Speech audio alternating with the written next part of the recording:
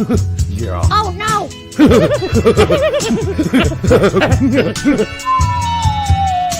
Matt, what the hell was that? Wasn't me, coach. Welcome to the straight red card. Get off our lawn. Welcome to the straight red card. We're back. Cheers. Derek, have you muted yourself or you've killed your microphone? Yeah, can't hear you. You moved your laptop and all of a sudden it's not working. Unmute yourself. You're muted right now. See right next to your name, you got the little microphone with the slash through it. This is one of our best starts yet. How did you possibly do this, Derek?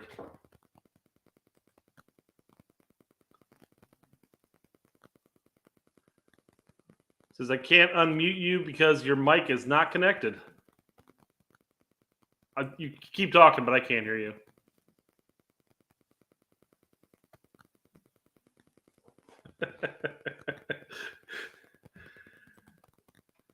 I agree, Joe Dem. Wouldn't be a straight red card episode without Derek having technical difficulties.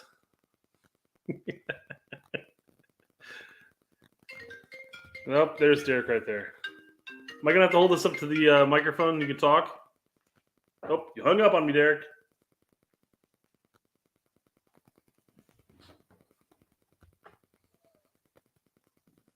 This is a wonderful, wonderful start, people. What's up?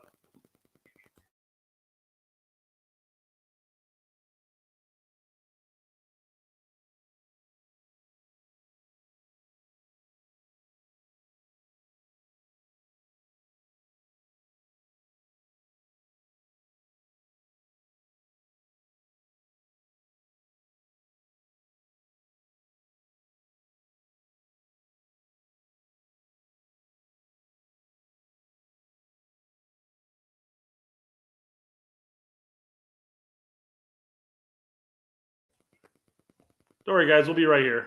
Just look at us. We're the good-looking group of the YouTube soccer sphere. Just look at us.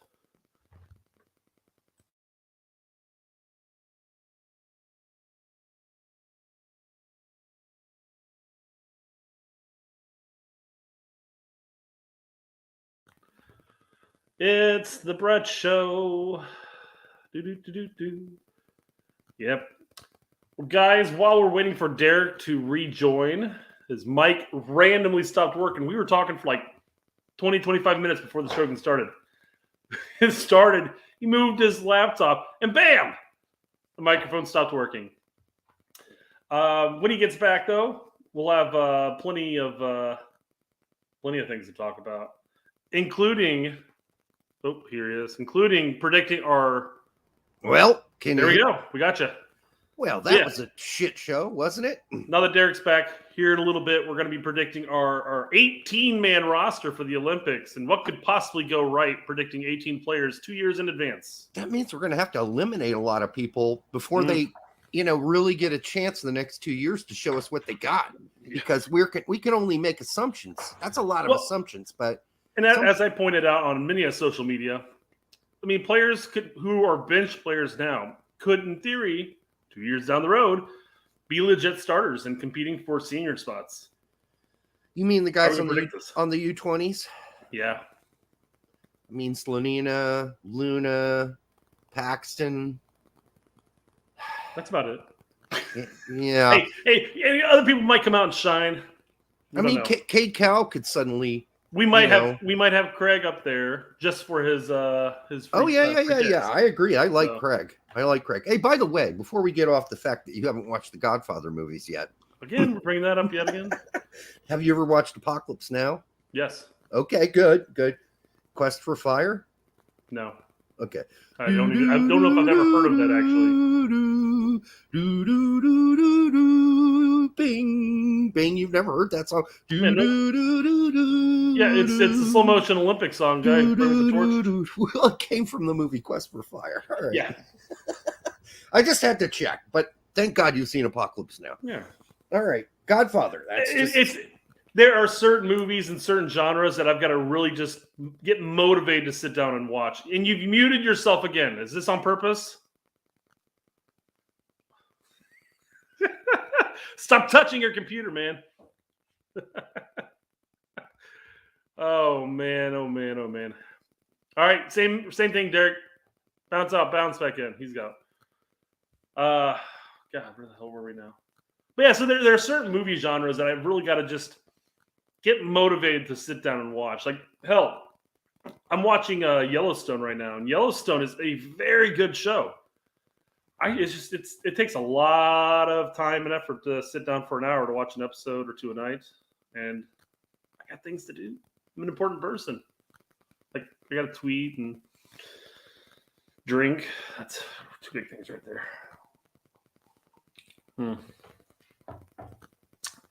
Yeah, seeing how we're nearing 10 minutes into the show already, and we have yet to touch even the intros. This is definitely going to be it.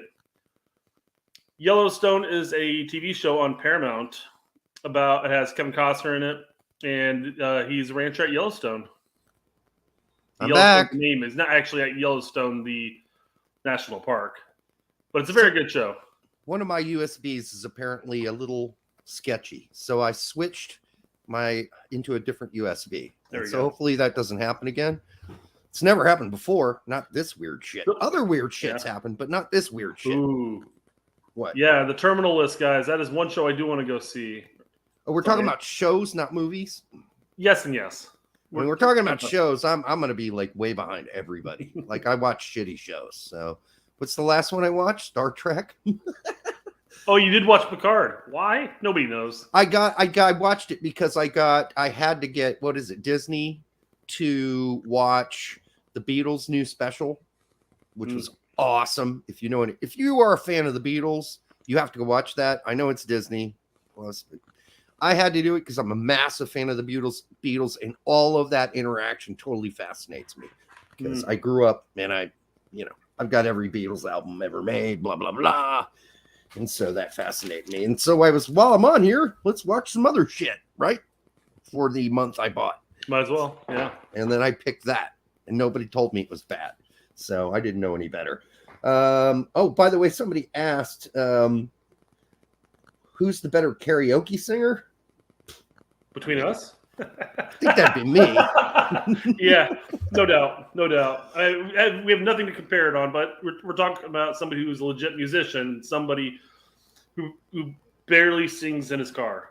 And exactly, but it's also like I'm kind of the Grinch before Who Stole Christmas, because I've never done karaoke before. I refuse.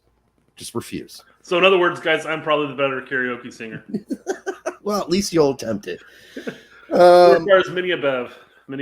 Yeah, I'm so worried about this stupid mic fucking flipping out again. Don't touch your computer. Just hands off. Well, I do have hands off. Same thing, But it's like it seems like the slightest rumble. Like, not that there was an earthquake here or anything, but like if I shifted a little bit, shifted my ass, or reached down to make it, because this is important, right? I got to reach down to drink. That's part of the show. All right, let's take some questions. I've got a super fun story for you. Really? Yes, super fun. Does it involve testicles? No. Okay. So, as people might know, I've had many a water issue with this new house I bought. Oh yeah. Two claims into insurance later, and I feel like finally got it wrangled in and everything's good to go. The most recent one, we actually had a guy come out, a company come out and dig in our basement, redo the entire water table, add a new pump in there. Cha-ching. Dig out. Cha-ching. About $18,000 later, yeah. Cha-ching.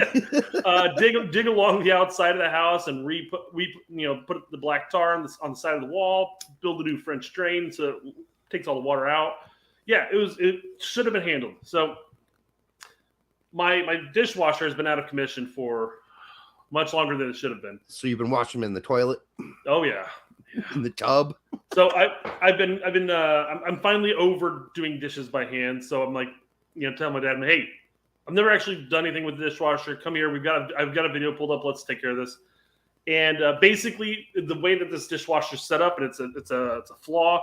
There is a filter inside of it that gets grimy and dirty from all the grease and everything that gets caught by it.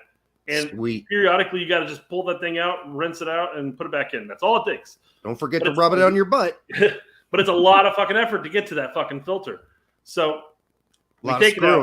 We finally get it out, and I'm like, well, shit, I can't rinse it out. We turned the water off up to the to the kitchen and actually to the house. Oh, so you peed on it? That disinfected like crazy.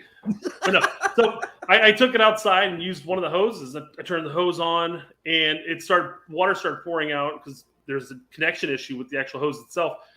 And it was just pouring out into the ground. And this is right where they dug, and they did a lot of work and stuff like that. So I'm like, you know what? This is a future Brett problem. I'm going to go check the other hose. That one worked. Rinsed it out. Came back inside. My dad goes, whatever you did outside, don't ever fucking do it again. What happened is the water came straight down the wall and like just poured into my basement from the one that was busted. Oh, then me and my dad spent an hour soaking up all the water. We're going to need to have them come back out, and it's just like, oh my God, will this fucking ever end? I think it sounds like you're going to need some caulk. Caulk. C-A-U-L-K. Oh, that type of caulk.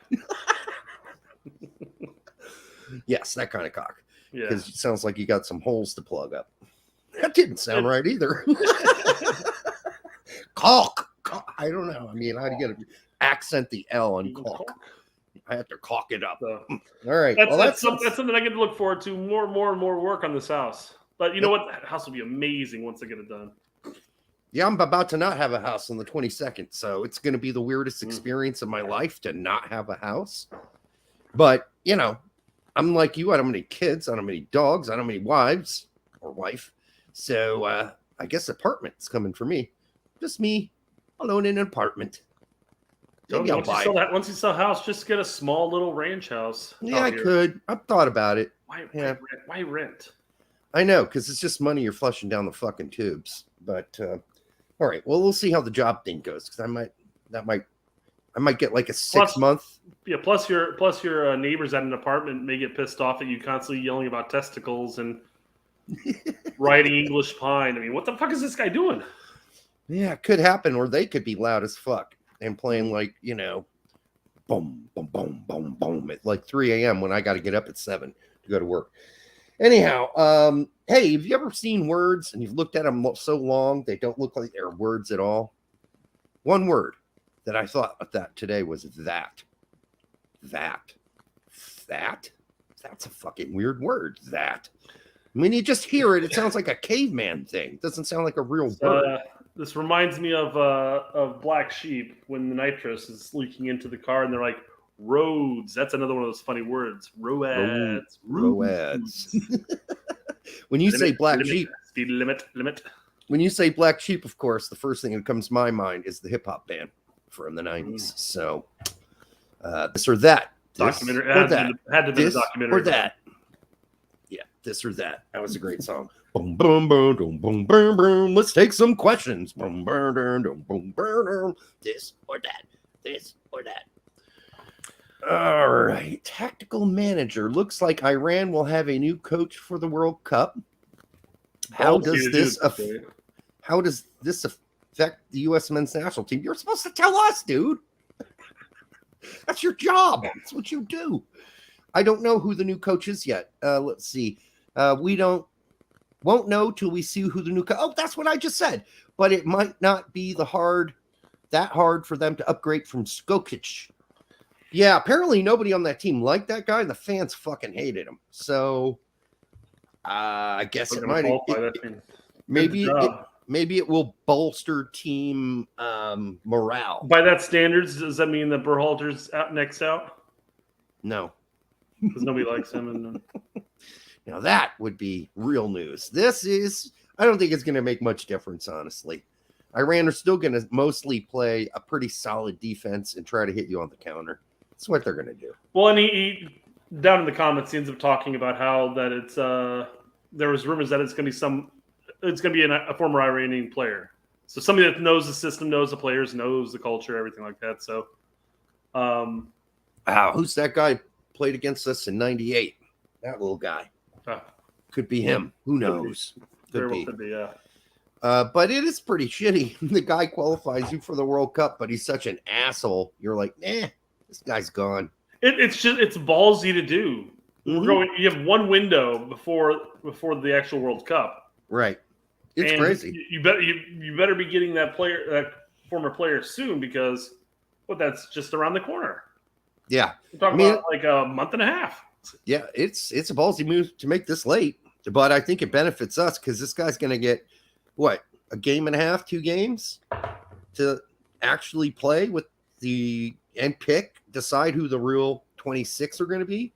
That's like rough. Well, I mean, quite frankly, I would imagine that let's say the U.S. got rid of Berhalter, we picked up another U.S. coach. I mean, it wouldn't actually picking the best 26 for somebody who's familiar with the team shouldn't be overly difficult. What's going to be difficult is getting them to play together in the style that you want to play, or maybe we're just going to play whatever they want to play. I mean, maybe if Bruce Arena becomes the magical coach again, you see Dwan Jones make the roster instead of somebody else, other left back. So it does change sometimes who gets to make the team.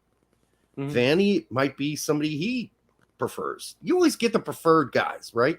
And then, guy like Roldan, he's off, depending on who the managers. But we don't have to worry about that at all, do we? Or worry, or I don't know what the right word would be. We don't have to be concerned with that because that's not going to happen. And as you like to point out, we might not have to worry about that until at least after the summer of 2026. Especially if he gets out of the group, he stays. I'm telling you, that's what USSF are going to do. I know you don't like that. I know Pete doesn't like that. I know Tech doesn't like that. Mm-hmm. You guys don't believe in any more than 4 years as a manager, and I get it. We're one cycle. It makes sense because everybody's second cycle seemed to suck. Bruce, Bradley didn't even have a second cycle. He had that's true. A quarter of a cycle. He got totally fucked in the ass. But then again, Klinsmann had a quarter of a cycle too. So, and that wasn't going very well, was it? Did you see that? Way too predictable. One of Tact's news shows has that guy Mark. I can't remember his name. And they revisit the whole not qualifying for the fucking. Yeah, I saw that. My God. I was painful to watch. Jesus Christ. Why do I want to watch that again? I don't. I want to forget it ever happened at this point. I'm going to remember it, but I don't want to re-remember it in a personal way. It was fun to watch, though. All right, questions before we hit the main topic and pick our Olympic 18. Apparently, Rangers are interested in Malik Tillman. Well, it sounds a little more viable than being interested in Gio Reyna because they're not getting Gio Reyna. No. Dortmund would be ridiculously stupid to do that. Oh, God, yeah. He's a starter on their team. He's going to be as long as he's healthy. Not only that, a regular starter. He's just been injured for an entire season. I just can imagine sending him off to the SPL. Well, yeah. Why would you do that? Hey, why don't you go play with a bunch of hacks below Celtic and Rangers? League, yeah. Yeah. And get yourself torn apart for a whole season. Man. Yeah, that would be the dumbest decision they could possibly fucking make at this point. So they're not going to do that. I really like Rangers for Tillman. I liked it. I don't know if Brett did, but I like it because he's going to get playing time. And, it's just going to be a loan. He'll go back to Bayern, but he'll get to show his stuff. Now, do I like it going to... CCV didn't go back to Tottenham. Who? No, just CCV. Yeah, but we all knew that. We knew Tottenham had no... And I don't think Bayern have that much. They have like a tiny smidgen of hope that he'll become the player they hope he is. But I think with his brother coming before him, I think they're going, he's better than his brother, but is he going to take another step forward? And that's what we're all looking for from Malik Tillman. Predictions on Leeds for this season. I said it on another show, but 14th. I think right around 12 above relegation concerns, but around mid-table. Yeah, probably. 12th to 14th. Other people are saying like 8 to 10. That's a large leap. And you got a bunch of new guys.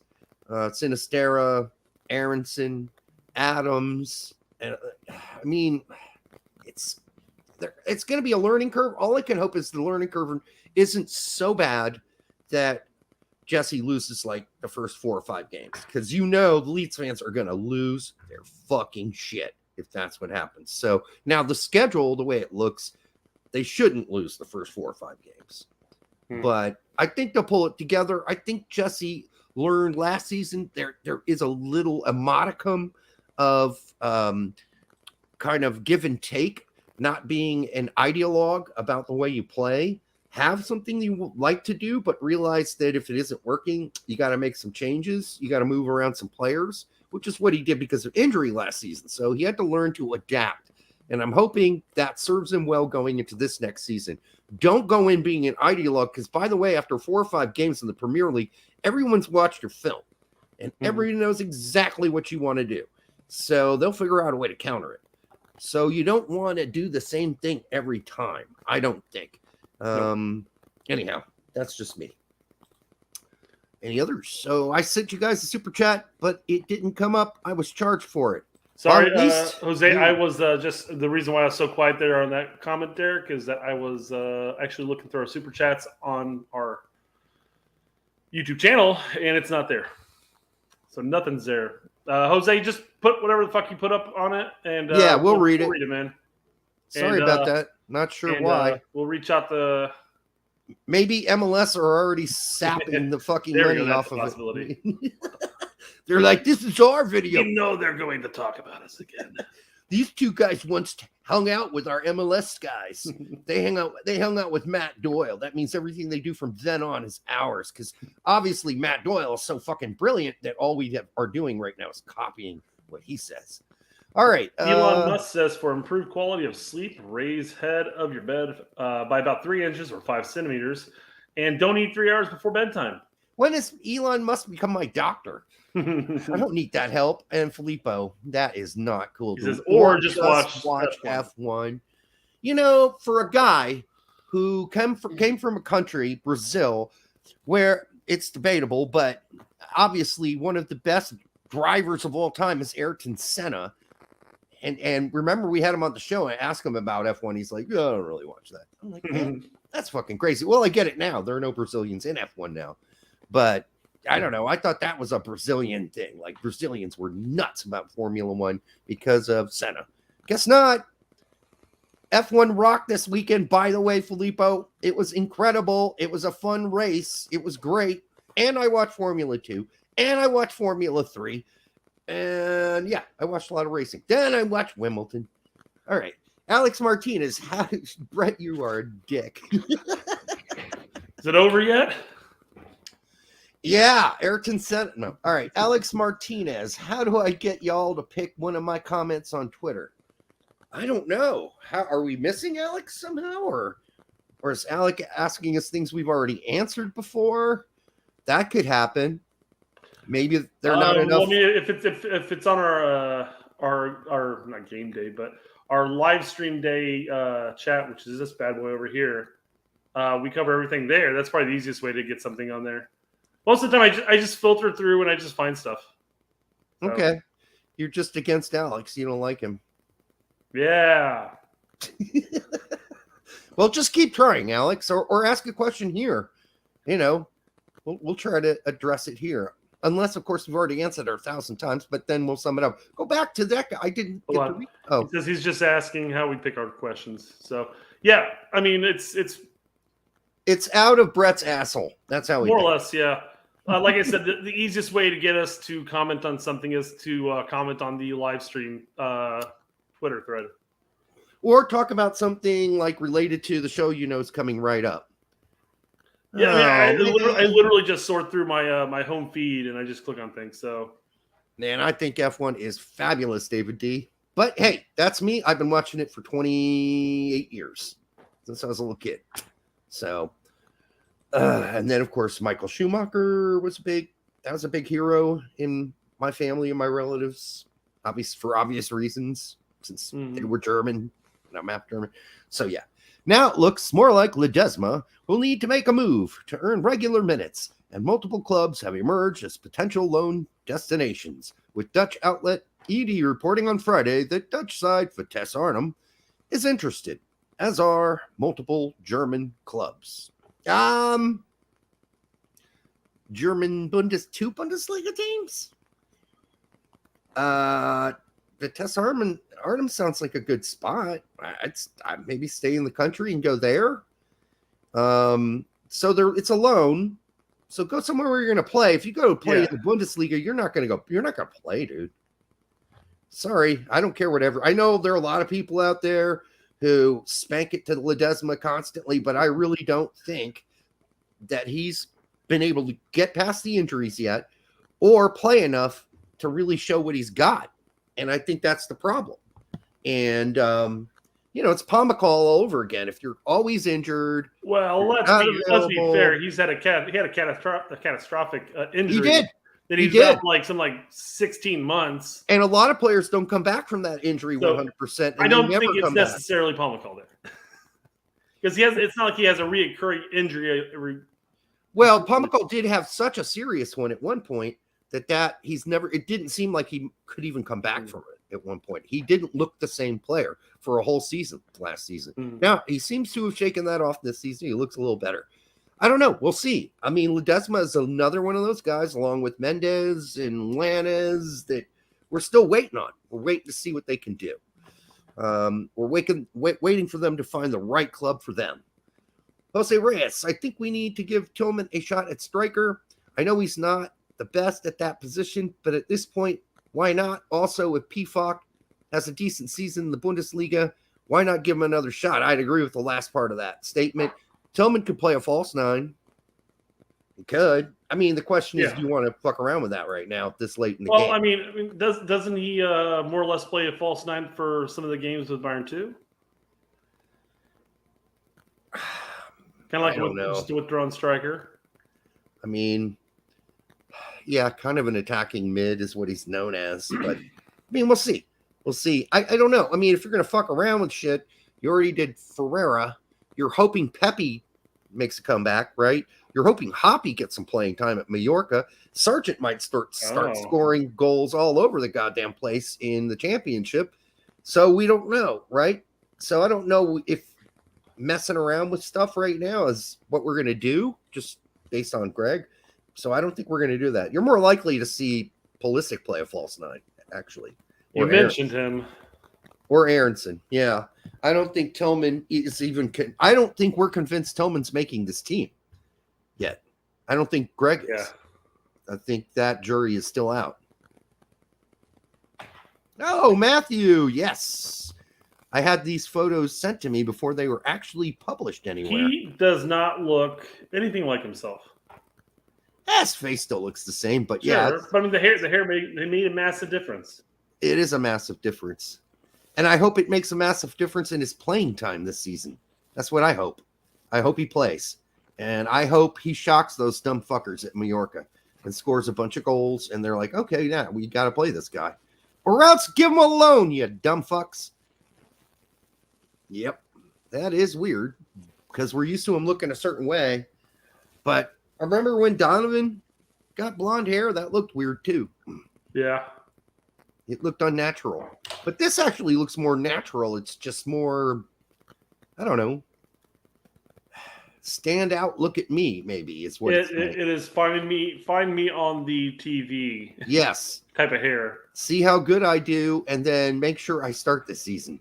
And it's kind of like McKenny with this little yellow puff. So he could be, he wouldn't be confused with Cuadrado, right? So he wanted people to know when he accomplished things that it was him that was accomplishing things, not someone else on the field. Oh man, we got the comments all about Hoppe here. So we got that's Mateo Hoppe. All right. That hairstyle is what he's saying. Yeah, but I mean, was his hairstyle before that great either? He's not a skinhead because he's got hair. There's hair up there. Yeah, it's just going to blend in so much with the rest of his skin that maybe it'll look like it. Go from a distance, maybe. I don't know, I'm not worried about his hair. Chris Johnson says Euro trash Hoppe. Is that what the Europe kids do? Don't know. I think aren't they still running with mullets and shit like that? I thought they Oh, all we're had running with mullets now. When the most of fuck them. did the mullet come back? Yeah, somebody told me the mullet's back. I can't remember who it was. And I said, "Is it? Huh? Okay." That and fanny packs. What the hell's Who's got a mullet out there? anybody got a player that has a mullet? Kate Cal have a mullet at one point? Yeah, I think he did actually. Kind of, yeah, but not really. I don't think it's on the sides, wasn't it? I don't think it's going to make a comeback because I don't think girls like mullets. It's already back. People are doing it. Unless you don't like girls, then Maybe I guess Maybe mullet it up. Or, you don't want to be attractive. That's up to you. Yeah. I'll be staying at Mallorca. No, they're actively working on trying to get him out of there, but he is training. So far, the offers that have come, they have said no to Mallorca. That better mean they have some intentions to play him this season. That's all I'm saying. Yeah. Or I'm writing a nasty-ass letter to the owner of the, whatever that team is, Phoenix Suns. You son of a bitch. All right, we're going to get to something else. Eric Ten Hag's rules. This is so funny because these rules are absurd. Man, there's going to be a riot on the field at Man U. Players will be dropped if they are late for training, even if they call in prior and say, I'm stuck on the 36 heading into practice. I'm stuck downtown. Somebody hit my car. You're going to, I don't know if I'd say Aaron Long has a mullet right anymore. He did at one point. Yeah, I mean, well, he's got the shave size more or less. And the hair on top is mullet in form, but it's all the same length. It's not like, business in front, party in the back. But didn't he cut that little tail thing he used to have in the back off? I don't know. Players will not drink alcohol on game weeks, which means the whole fucking season since they're going to play twice a week all season long.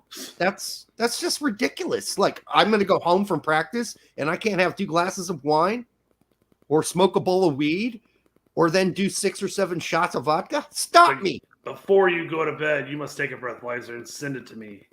What are you going to come over to my house, Ten Hag, or are you going to put in a camera where you can watch my every move? Jeez, he won't last the season with starting like this, if this is true. Yeah. I mean, and absolutely ridiculous, yeah. So what I've heard is this went out as an email, and some of the players were like, what? And they leaked it to the press. So we'll see what happens. Players will eat what is prepared by the club, and I hope that doesn't mean when they go home for dinner. Spaghetti? I mean, no personal chef's band at home? Really? You're going to tell me who can't cook my dinner for me? Do you think Ronaldo will be okay with this? I mean, No. The drinking, yes, but what about the eating whatever the club prepares? Well, I guess if that means that when they're in the facility for breakfast and lunch. A little early on it, I guess. That is why Ronaldo is leaving. Yeah, that wouldn't surprise me. Fuck this. Usually during training, you're there for breakfast and lunch. But for dinner, that's usually on you.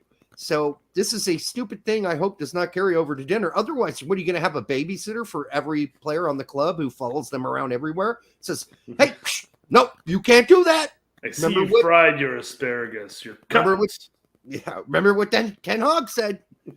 Anyhow, this guy's not going to, or is it Hag? Should we start calling him Eric Ten Hag? Yeah, that's how I would say it, so it's got to be right.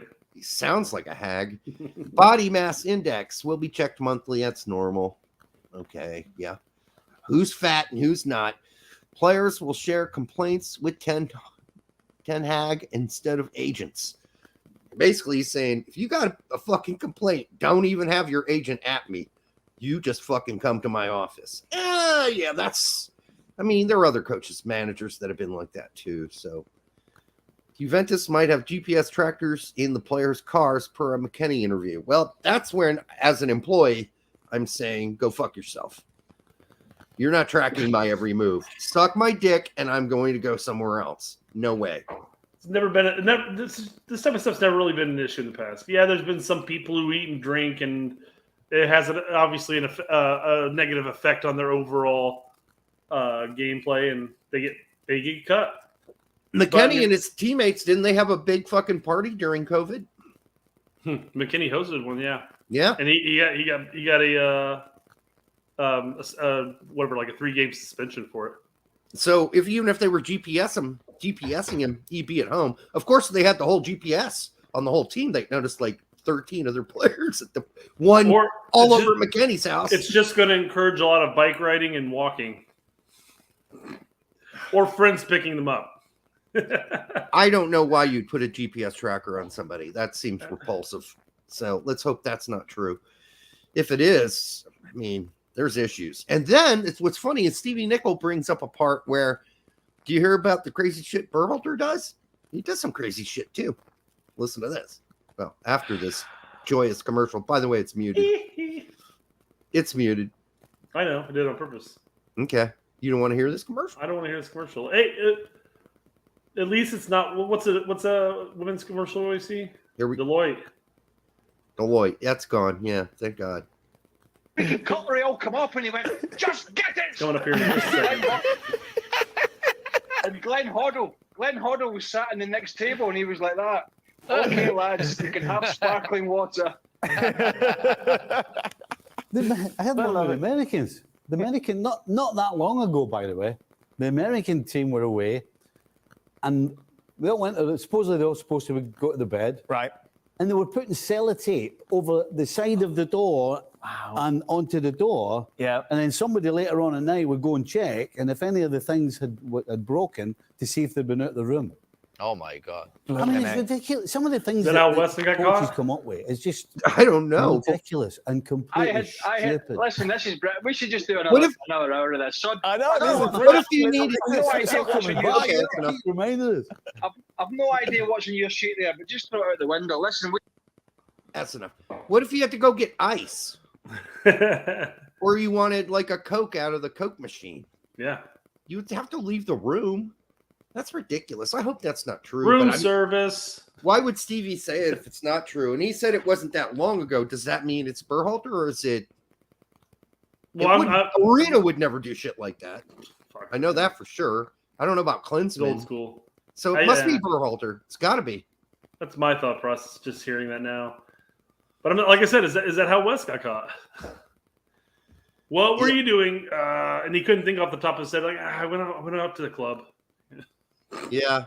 I don't know how he got caught. Maybe someday we'll know. They'll write a little thing about it and we'll figure it out. So I expect a lot of tell-alls once players retire about the Berhalter era.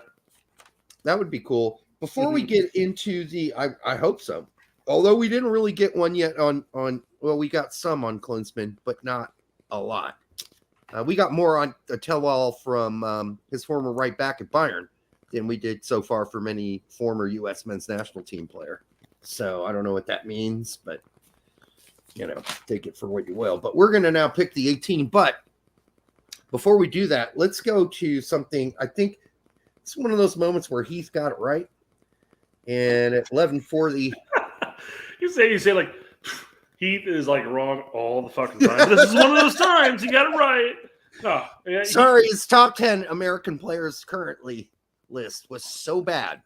I'm sorry. It was bad. Who do you have on it? Rolled on? Who wasn't on there? Can't remember. Reyna wasn't on there just simply because he wasn't playing. Yeah, Right? Yeah. I guess. I think. But even so, he forgot about De La Torre. Or was it McKinney? He's just coming back and he's not quite where he was. One of the two. I forgot what it was. Yeah, I don't remember either. I just remember it being bad and everybody else thinking it was bad too.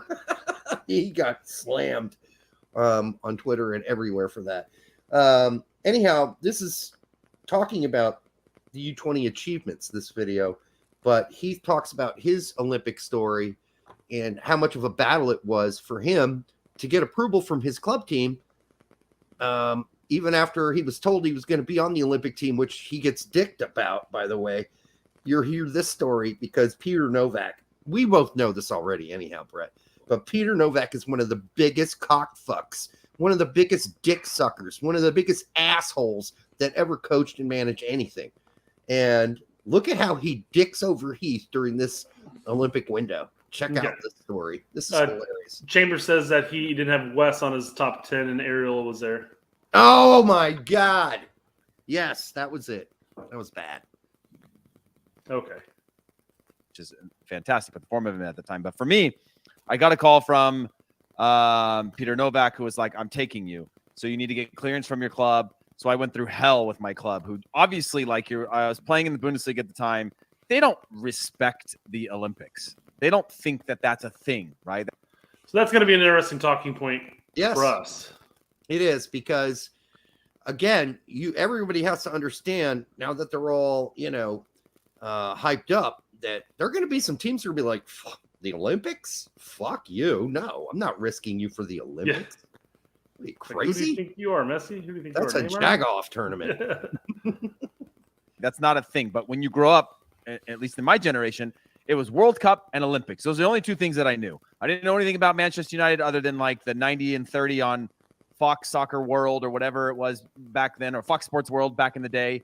You couldn't get a ton of sports on. You knew a few teams, but I knew the national team. I knew the Olympics. So he called me and was like, hey, get clearance. The club was like, just absolutely pissed off at me. And then Peter Novak never called me again. And he told me he was taking me. He literally said, I'm taking you to the Olympics. You need to get clearance from your club. And I did that. And then he just never called me again, which is the most Peter Novak thing ever. But yeah, like he literally said, you are coming to the Olympics. You need to get clearance.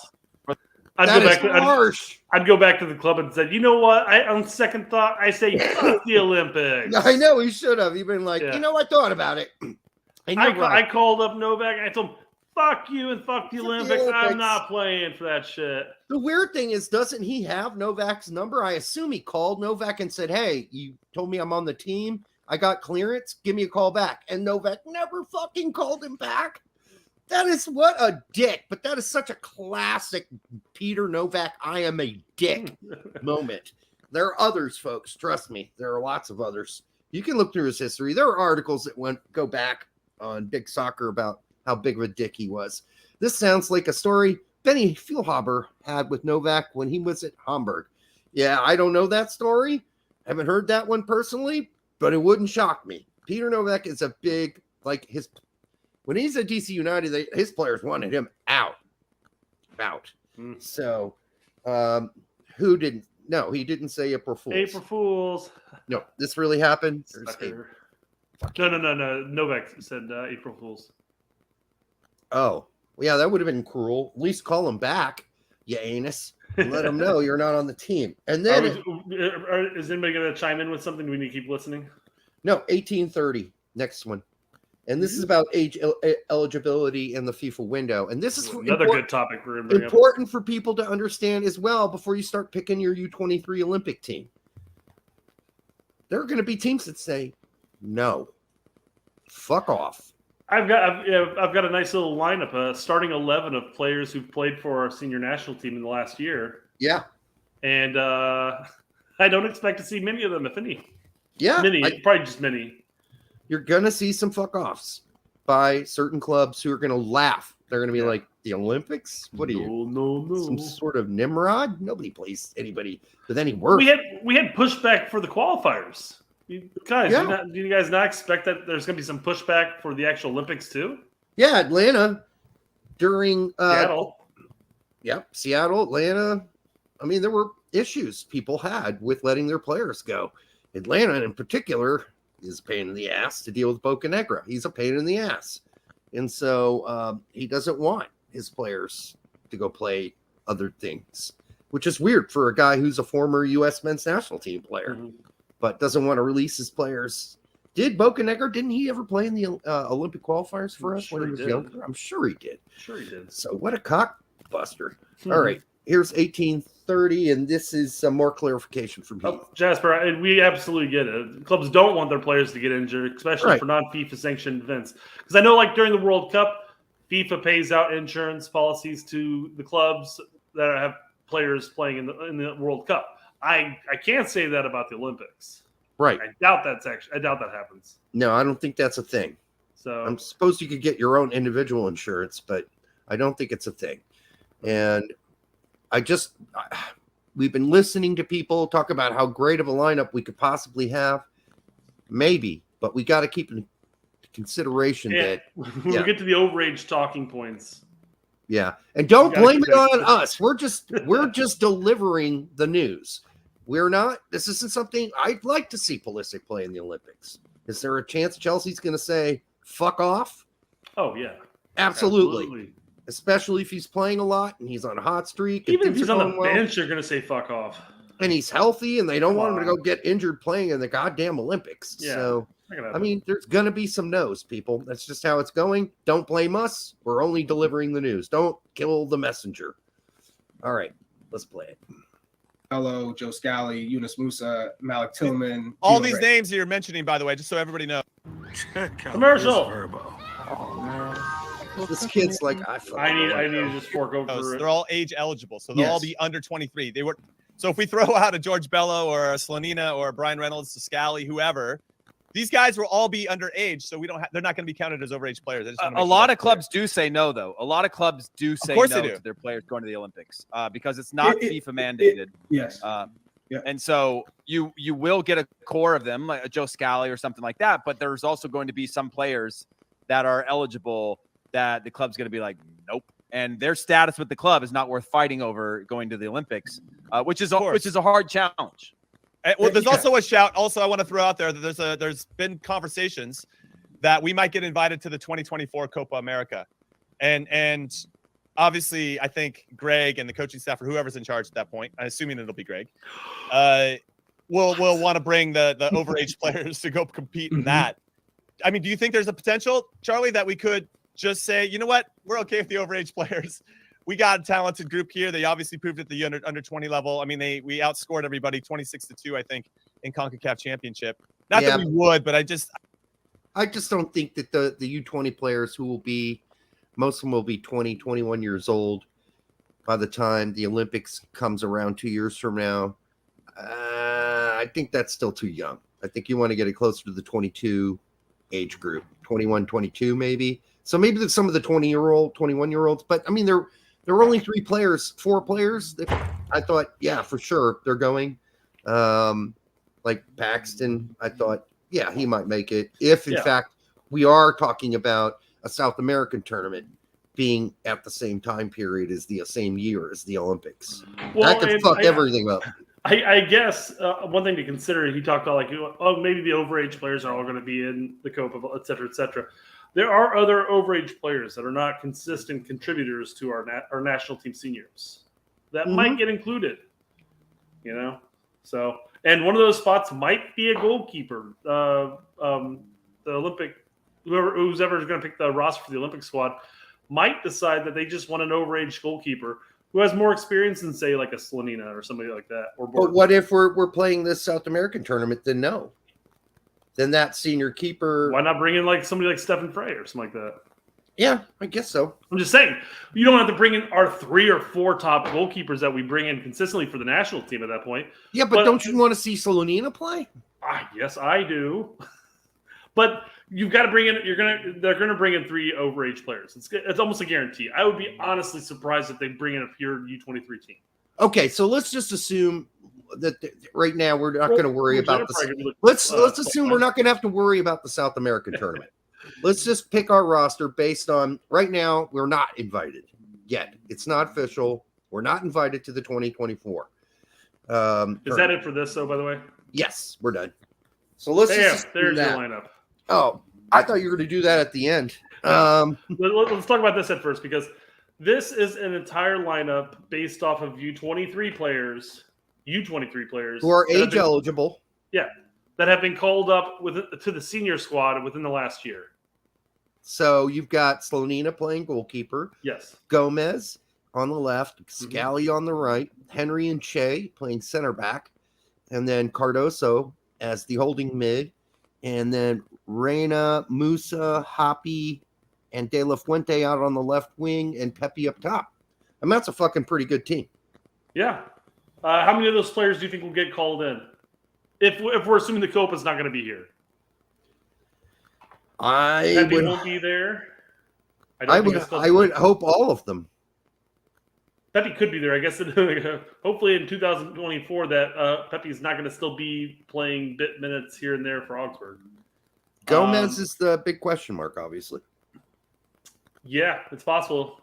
He may not pick us. We'll see what happens with the U20 tournament because obviously that's the year before.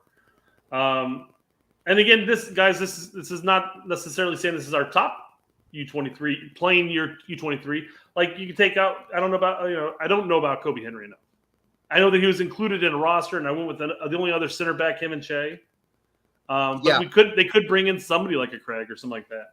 Yeah, Craig could be in there as well. So I mean, Slonina might not be. He won't be with Chicago in 2024, or if he is, he's on loan. One of the two. Yeah. But he may not get released either. We might see somebody like Brady brought back in. I guess we should just do this assuming everyone will be somewhat available. Yeah. Otherwise, we're spinning our wheels, as they say. All right, let's look at it by position. Then, goalkeeper, who do you bring? And we'll mark them out, cross them out. We're going to bring 3, right? I can't believe there's only 18 players. It's crazy. Yeah. So, guys, the Olympic pool is going to be 18 players. And they have to be born on or after January 1st, 2001. 2021, that'd be super. Be a U3 tournament. So are you are you burning an overage player for a goalkeeper? I'm not. No. I mean, I wouldn't. Yeah. Why would you? I mean, we already know, to an extent that Slonina can play. Yep. We've seen Brady play. Yep. Most people have not seen Borto. I have, but that's on crummy footage, but it's still he's well thought of. So and besides, the third goalkeeper's not going to play anyhow. So what's the point? Well, with 18 players, there's no reason to bring a third goalkeeper. That's true. You might only go with 2. You're going to go with 2. Why waste a third slot on a goalkeeper? Quite frankly, assuming that Slonina is still at Chicago, whether he just hasn't been picked up by any European team, which I highly doubt, or if he's been loaned back to Chicago. Chicago's not going to release both Slonina and Brady. It's not going to happen. Quite frankly, they'll probably nix Slonina altogether and say, hey, take Brady. But that's 2 years down the road. Don't know. Why would Chicago want to get rid of Slonina at that point? Are they in the middle of the season? They will be, time? Yeah. So you might be right. It might be Brady and Borto. But I just X out all the overage players. Why do that?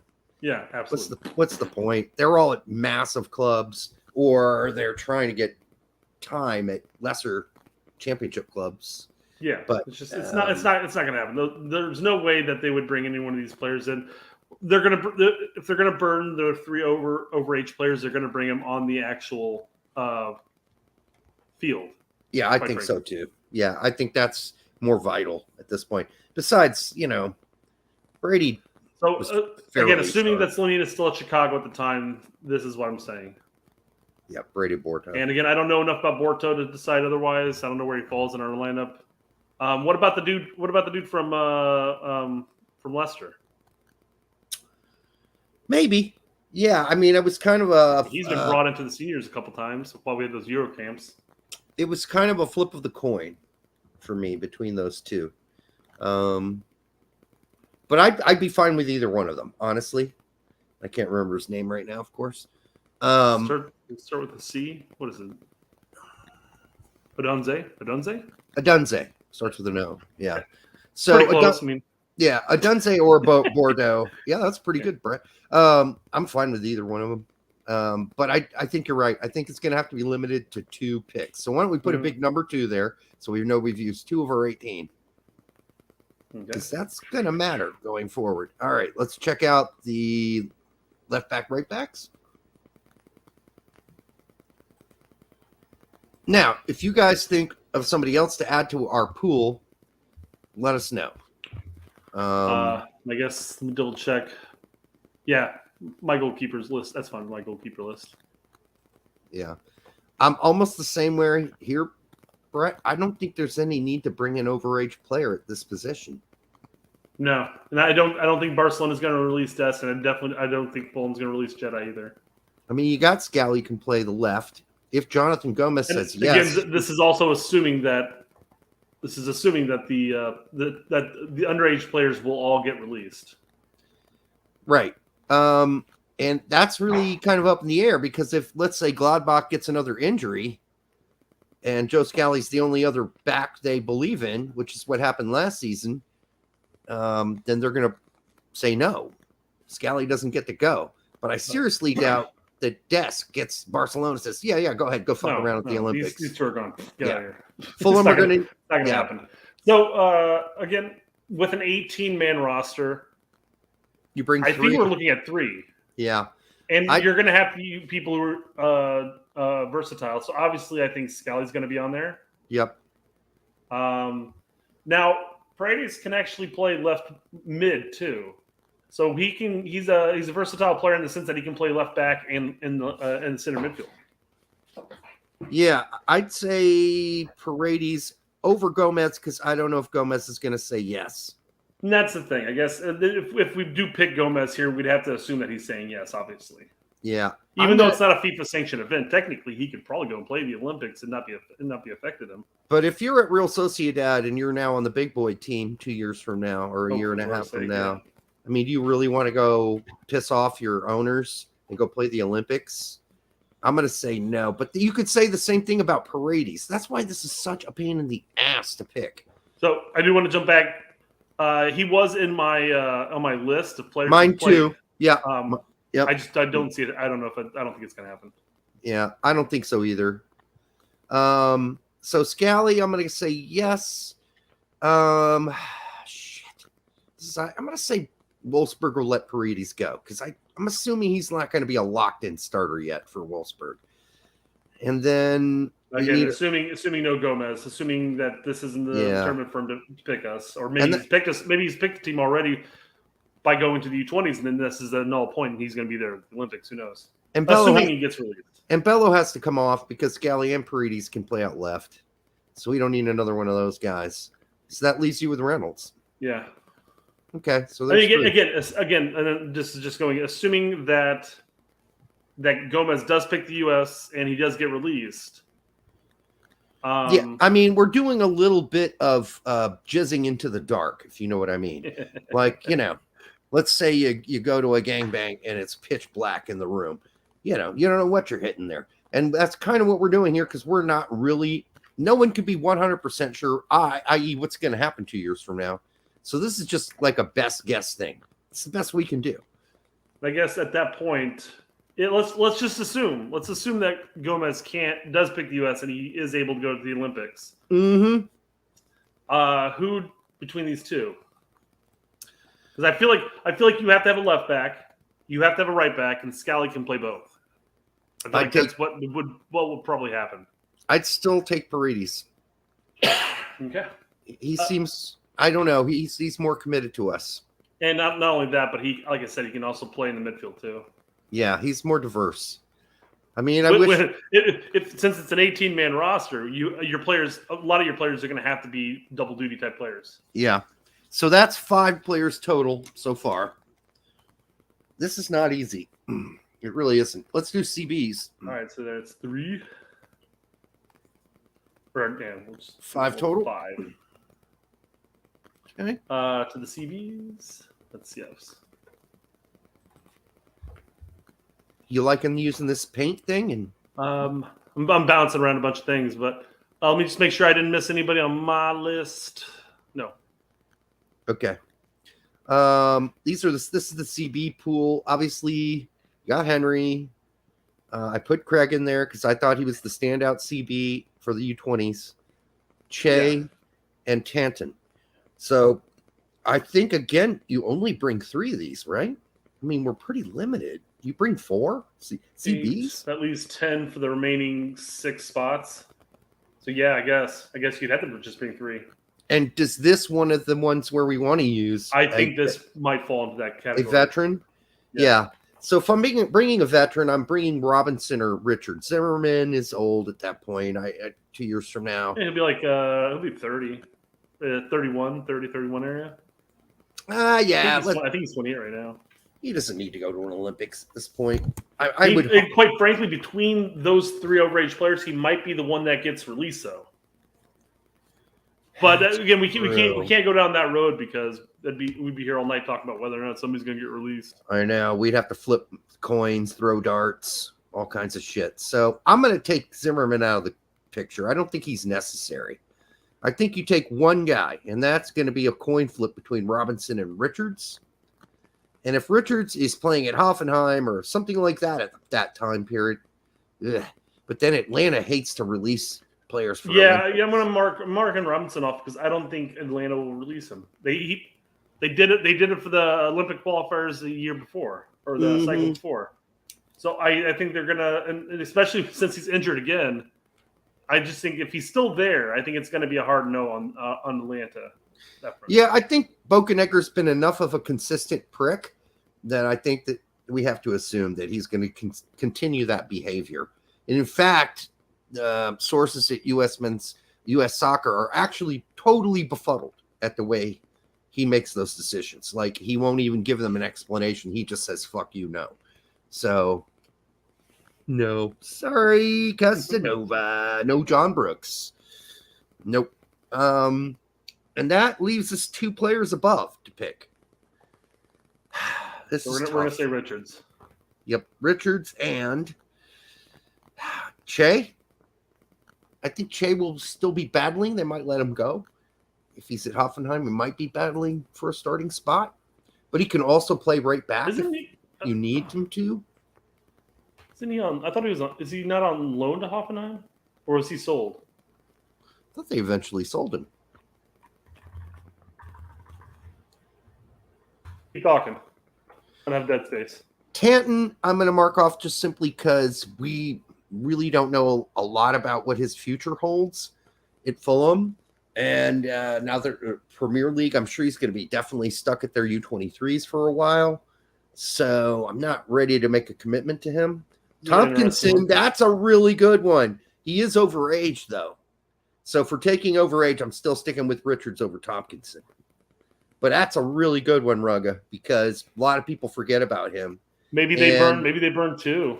And by the end of the season, Norwich had him in their 18 several times. He didn't get to play, but they think he has a bright future, and he's going to get a shot this year in the championship. So there it is. Okay, 18-month loan. Before I got here.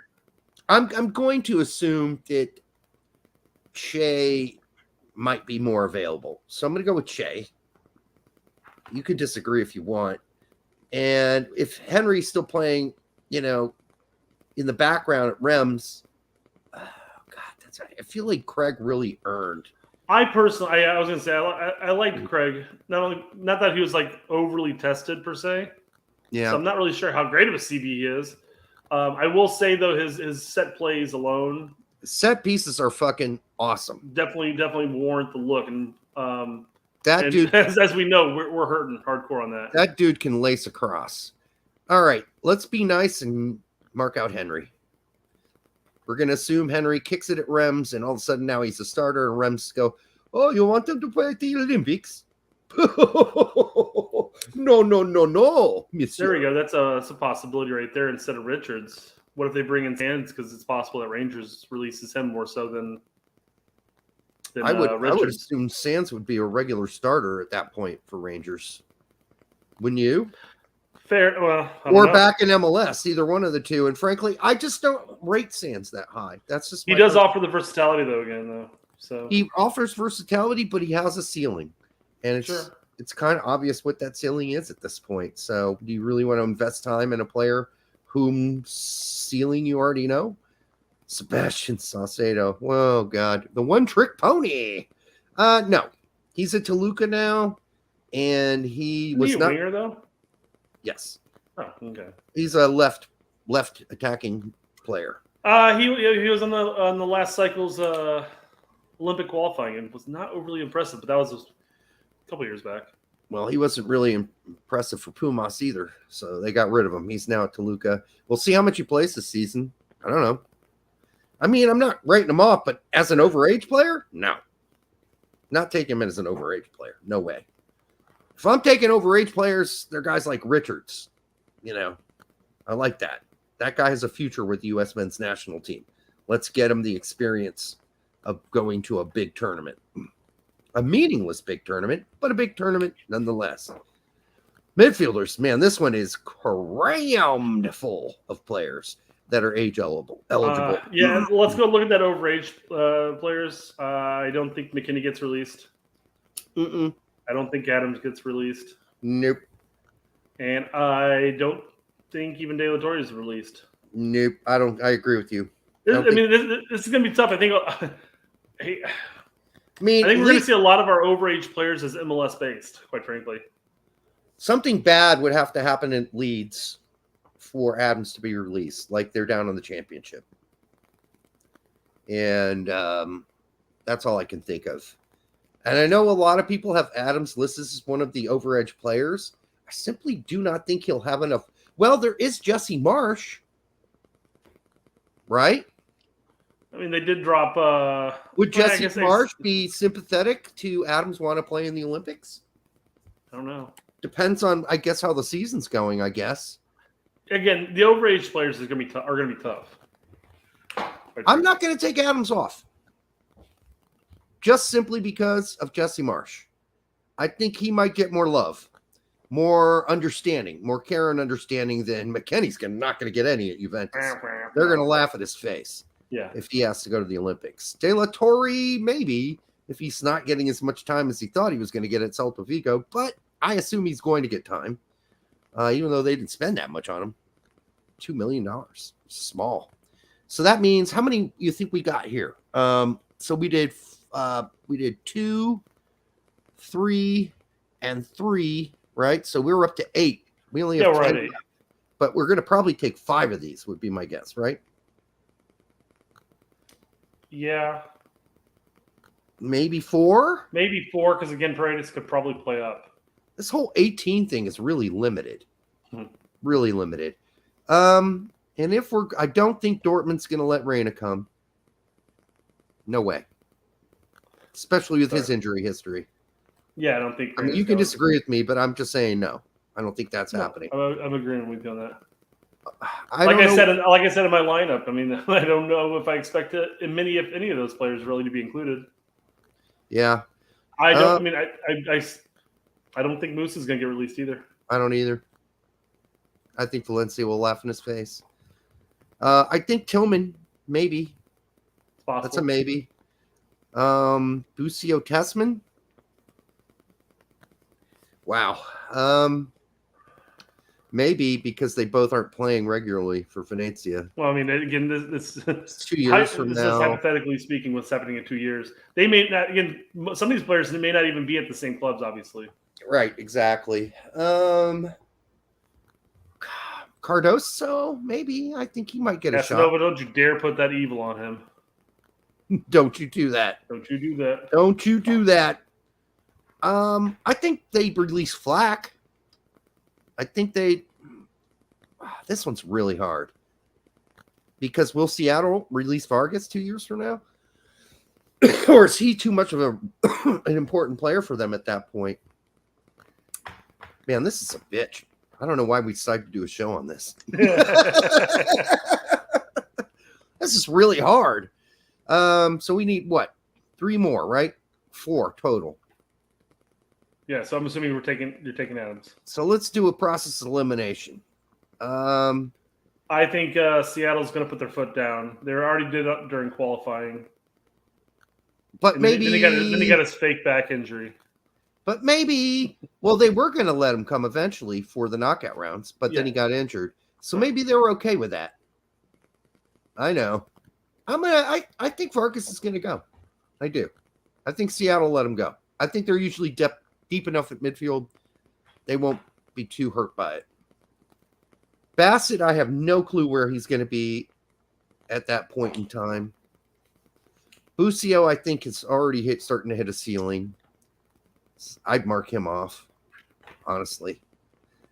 God, he has such a weak season at Venezia, though, Brett. So weak, so unimpressive. Not that Tessman blew anybody's balls off.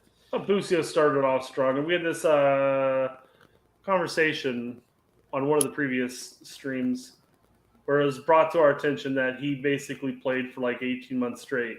Now, I guess not including the tail end of this year, but yeah, I mean, he played a lot of time. Like I said, beginning of the season, Busio started off pretty strong with Venezia. He didn't look like he was playing bad because he was tired, though. Or else I'd give that more credit. Looked like he was playing bad because he was playing bad. And by the end of the season, even Tillman was playing more than Busio. Where's Fleck playing for Philadelphia? They played him out left. They played him in the middle. I mean, he's one of those center midfielders you could probably play anywhere. It's one of those utility dudes that can even play left back and on a pinch. So maybe let's go with Flack and Vargas and a backup CDM Cardoso. Let's say we're definitely going to need behind Adams. That's a good point. Yeah. I think the rest of the boys stay. Although this one is really up in the air.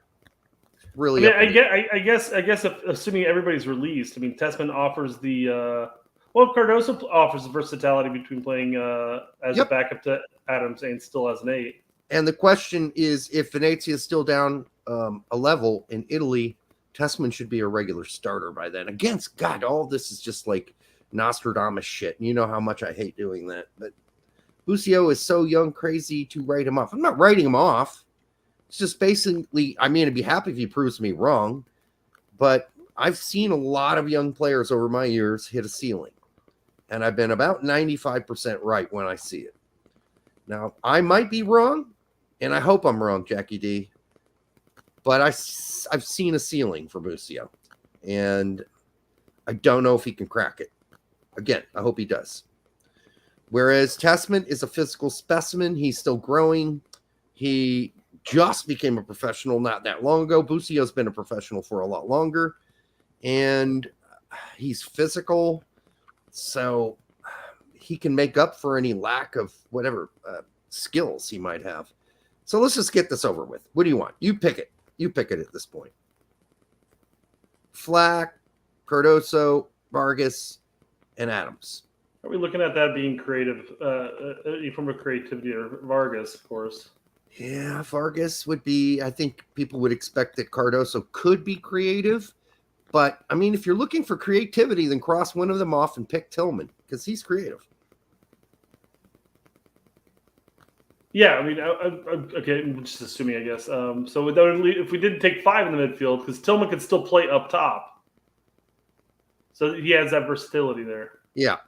So let's take him for the creativity. Yeah, what the hell? Okay, so where are we at? We're at 13. Okay. All right. This is a lot harder than I thought it was going to be. Because there's a lot of Nostradamusing going on here. So now wingers. Now we're looking at 4 up top altogether, right? Yeah, probably. How the hell are we going to do this?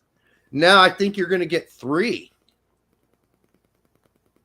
I think you're looking at 3 because then that gets us to 16. Aren't you going to bring 2 center forwards, or are you just going to bring 1? I would say bring 1, because hell, Paxton played that false 9. Tillman can play the false 9.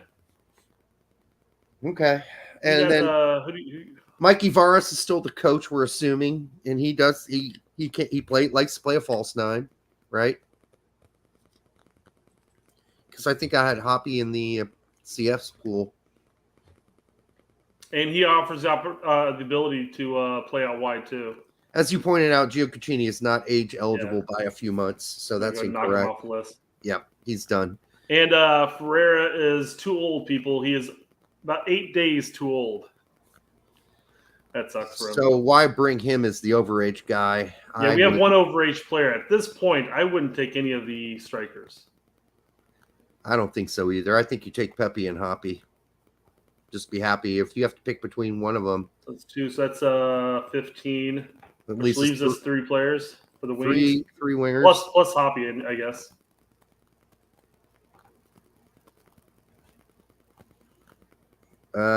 We have one overage player available still. Problem is, I don't think any of these 3 get released. I would be shocked. Yes. I think the why is this one red and the other ones are all blue? That's weird. I like the red. Stands out more. I think, quite frankly, who's I don't know. I think the third overage player is going to be an MLS player that we're not thinking of. If we bring an overage player, we may not. We only may take two. Just because we're a lot of three doesn't mean we have to take three. You don't have to take three. No. So we got three players here now. Yeah, I'm So taking Paxton, absolutely. Yeah, I'm taking Aronson. What about Luna? Luna wasn't included on any of these, and he was one of the standouts in the U20s. I mean, we only get three though. Luna offers the opportunity to play both up as a winger and in the midfield. And a false nine. He played a false nine too once for the U20s. Okay. I'd be happy with that. Is Linez age eligible? Are we 100% sure about that? I mean, if you've already checked Rugga, then I agree that that's a possibility. If it is, I'm probably bringing Linez then, if he's age eligible. But it also depends on where he's at. Is he back? Is he on another loan? He is age eligible, yes. April of 2001. All right. I'd pick him before I'd pick Clark or Cowell at this point, honestly. And depending on Conrad's situation, I don't know if he'd be released, but wouldn't mind that either. I can't believe we only get three of these. Who the fuck decided on an 18-man roster? Jesus Christ. All right. I'm putting Linez on this. That leaves us one more winger. I'm going to go with Clark. God, he's looked like he's hit a ceiling too. Cal is definitely. You and your ceilings on these young kids. I'm sorry, but they do. They have them. Cal definitely has a ceiling right now. Yeah, we know what he can do, but he's definitely. I'd love to take Conrad, but I mean, I think Gutierrez is definitely a good pick for the U20s. I wouldn't be sold on the U23s right now. Man, this is really cutting down our eligible vibes here. Clark or Sealy, even though Clark's really a midfielder. Yeah, I brought up the Booth. Yeah, we talked about it before the show. Or Taylor Booth. I don't know about his brother, what he's doing. He's over at Leicester, isn't he? Yeah, his brother's at Leicester. The other thing is about Booth is the last part of the season for Bayern Munich 2, they were playing him out at right back and shit. They were fucking around, moving him all over the place. So, I mean, is he a winger? He could be, and I really liked him when he was in Austria, but let's keep in mind who he played for in Austria. So just on the list I'm looking at here. Yeah. Do you take Clark over Sealy? If we need a more creative winger who can pinch inside, I guess you take Clark. This is really hard, though. But yeah, let's go with Clark. I don't know. Okay. I haven't been. Sealy started off with PSV in the season, and he was kicking ass. And he kind of like slowly the air came out of his season as the season went on. Fuck it, just pick Luna over the rest. He was better than them. I would almost pick Luna over Clark in this sense. Okay, well, erase it. Put Luna in there. Yeah, get out of there, Clark. I thought Luna. It's not really a winger, though. He's either a midfielder, a center attacking midfielder. I don't think he's a winger. That's the only problem with this. He's not a winger. He's the bulkiest linebacker-looking winger I've ever seen. So you'd have to switch him with a midfielder somewhere. So, yeah, you would have that option because we already picked Hoppe to be on this team, didn't we? No, we didn't. Yeah, well, he's in center forwards. Yeah. We did. Yep. Okay. I don't know. Yeah, I guess we'll stick with this for the time being. I really liked what I saw from Luna in the U20s. I'm looking forward to seeing him more at Salt Lake, see what he can do there. And he may very well kick somebody off. Maybe. Don't know. Anyhow, we tried our best, folks. Maybe catch us a year before the tournament or 5 or 6 months before it, and maybe we'll try this again.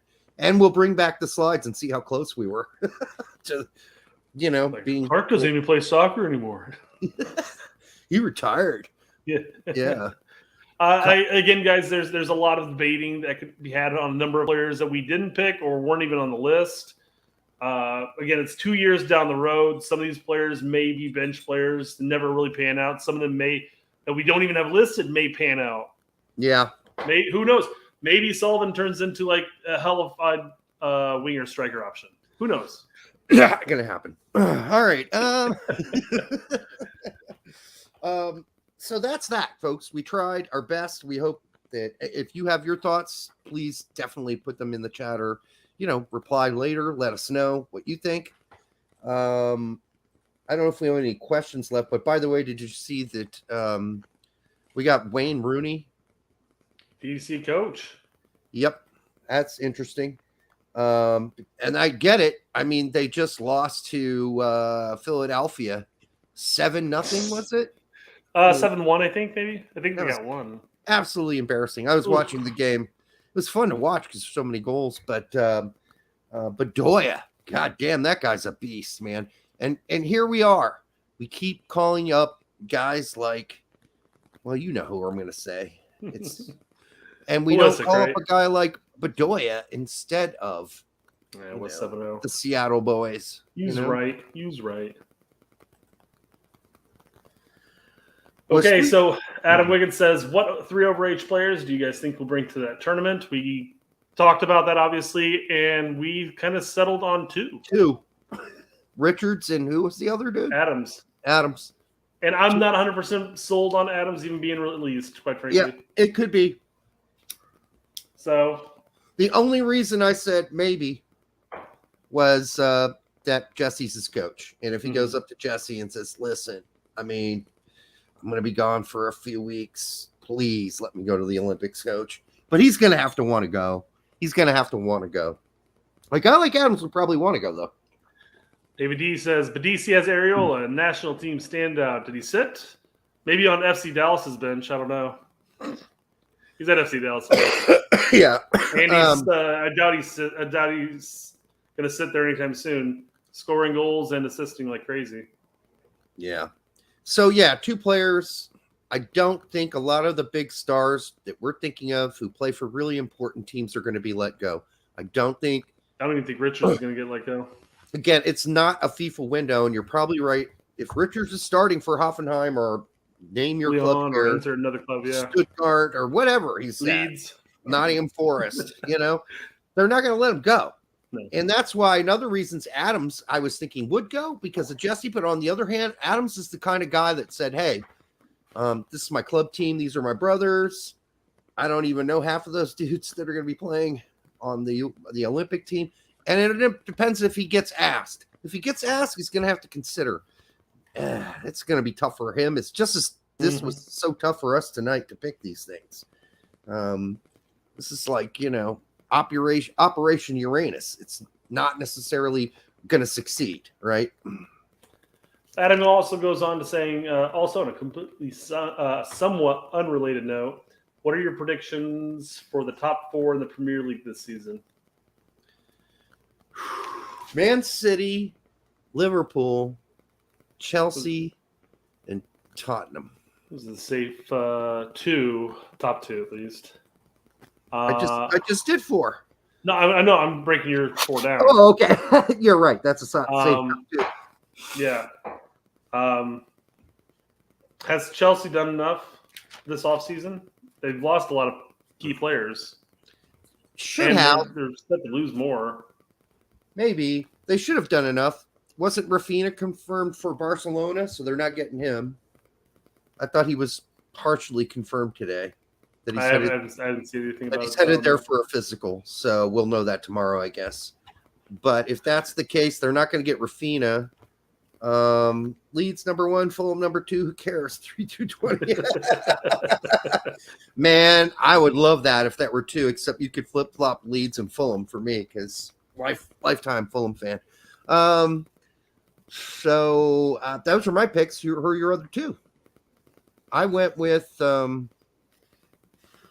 Chelsea and Tottenham, but a lot of people are saying Arsenal's going to be strong. They've made some They good moves. finished off strong last season, didn't they? Yeah, but they're still Arsenal. The Arsenal we've come to know since Wenger left, i.e., not very good. Even while Wenger was still there, they were not looking very good. But I don't know. okay, what do you think we will see a noticeable effect on the European season with a Winter World Cup? Nah, I don't think so. I think a lot of the players in the Bundesliga, for instance, are actually used to having a winter break, so this is just going to be a longer one. But it could tire out some of the best players going into the last half of the season, so that's possible. They might be gassed for like a week or two. Yeah, If- but if they'll let them rest. They'll get back from the World Cup. They won't play in the next few games, and then they'll be back on the starting. Now, if you're like Chelsea and almost every single one of your players are going to the World Cup, that could be a little bit of a battle. I mean, at least all your starters are, and even some of Don't your worry, they're gonna have Matt Miazga ready and fresh when the season starts up again. Oh, Matt, I hope you find a place to play. Beating Daddy Mexico is U.S. peak. Mexico. Nope, you skipped. Oh, who do I skip? Chris Gary. Oh, sorry, Chris. Better U.S. men's national team moment. 2-0 versus Mexico in 2002, or the LD goal versus Algeria. Oh, that's really hard. Why? I'm gonna say the Algeria goal because my whole family was here and everyone was watching, and we all freaked out and we spazzed and we screamed and we yelled. I don't know. I'm with the Algeria goal too. While obviously beating Mexico 2-0 in the World Cup. That was awesome too because it got us further than ever before. Yeah. I guess the difference for me is Not ever before. I was still single then, or just ending singleness, and I was watching it by myself, so it wasn't quite as exciting. I loved it, but I think and he who was it? Somebody just had this. David D posted. It's the Algeria one because we nearly blew it. Yes. That last minute goal. I was at a bar. I was over here at Chad and Tapping Fishers, and the place fucking blew up. Yeah, and it was probably arguably my biggest most memorable moment. Yeah, and I mean, none of my family cares about soccer. We're off on the edge of our chairs, like go, yes! Yeah, but we were all watching, and whether you cared about soccer that night or not, you exploded. Get the ref fucking us over on Slovenia. Slovenia. So yeah, it's I think that moment for me was just the better moment. But beating Daddy Mexico is U.S. peak. Okay, so he's answering that. Yeah, David, yeah. Okay, so we just disagree with you, but that's all right. Hope beef curtains. Hopes beef curtains. Desi, you're so bad. None of these Euro players will go to Paris, especially if the U.S.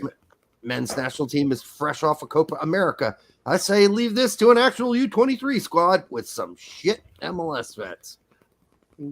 I don't even, if you're going to say shit MLS vets, I just wouldn't bring any overage players at all. Yeah, I wouldn't. And I would just say just bring a fucking U23 team. Yeah, if they're under 23, they're not going to be MLS vets anyhow. So news is the overage players would be MLS vets. Like fuck that. Why bother at that point? Bring in the Roldan and who are you gonna bring? Who's that center back from New England?